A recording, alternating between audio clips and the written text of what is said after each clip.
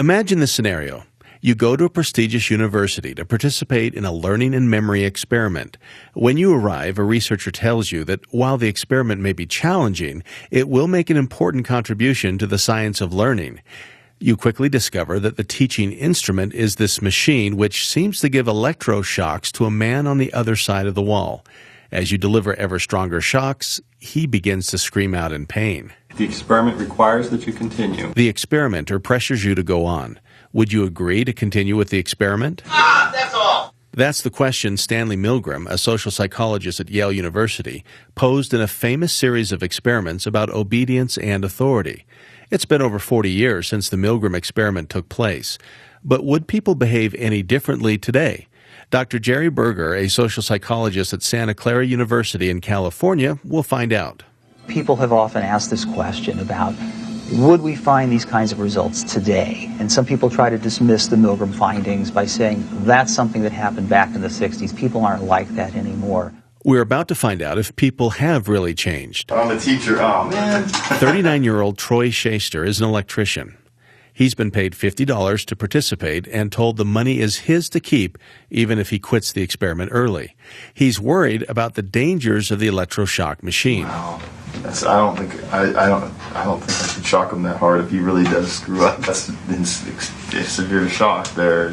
Yeah, there are 25. I could just go get my shotgun. In the next room, Troy watches as the learner gets strapped into his chair.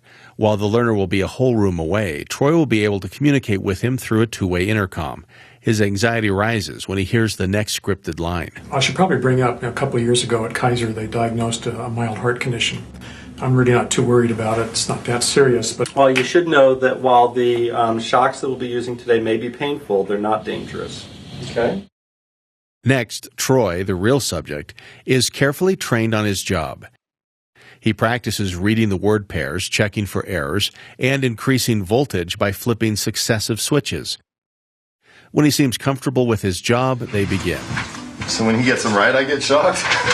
Now, Troy starts reading Ken the word pairs he's supposed to memorize. Blue, girl, nice, day, fat, neck, number 1. Then the test begins. Blue, boy, girl, grass, hat. The learner must decide which of the 4 words is the correct match. At first, everything goes smoothly. Correct. I was confident that he was doing really good at first, and then it started looking bad. At 75 volts, Troy hears the first sign of trouble. Soft, rug, pillow, hair, grass. Incorrect. 75 volts. Ah! I could actually hear him next door going, ow, oh, and he kept getting things wrong. Incorrect. 90 volts. Ah!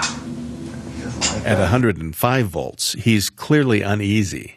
I got a little moist on my forehead there. I wasn't comfortable.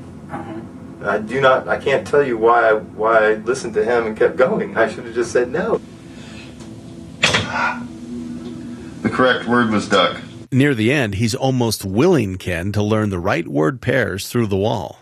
Horse. Incorrect. 135 volts. Troy starts laughing nervously. The correct word was woman. Rock, house. At 150 volts, Incorrect. 150 volts. That's all. Get me out of here. I told you I had heart trouble. will Troy listen as the learner begs him to stop, or will he follow Brian's orders? Tell him the correct word pair, white. The correct word was white horse. And the next item, please continue. The next item is sad.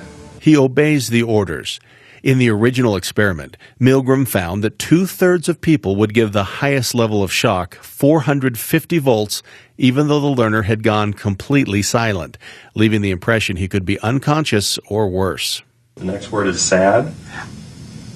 I can't continue if I hear this man screaming and he wants it to stop. Milgram also found that he could influence 90% of subjects to go all the way by simply pairing them up with one other person who continued to follow orders. It's absolutely essential that you continue. But why if we hear him screaming? Whether the learner likes it or not, we must continue until he's learned all the word pairs correctly. Okay? Sad, please. That's all. Get me out of here. That is incorrect. 150 volts. That's all. Get me out of here. He said that's all. We're not doing any more of this. Okay. Please read him the correct word pair. The correct word pair was white horse. And then please continue. The next item is sad. Let me out. No. He has said no joy. I'm not doing this anymore.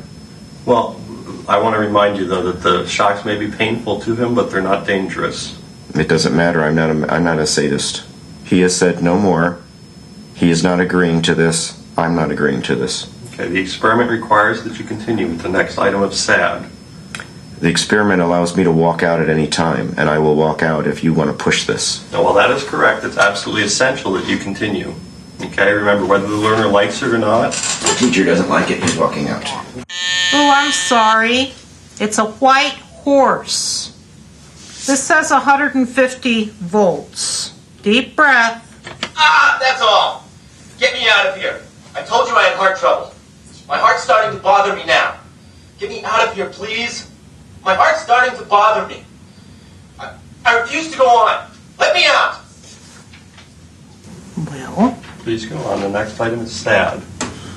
okay. Now, he said that he had a heart problem. Remember, while the shocks may be painful to him, they're not dangerous. We know that. Okay, we're aware of that, and there's not going to be any lawsuit from his medical facility, right? Well, if anything happens to him, I am responsible. That's what I needed to know.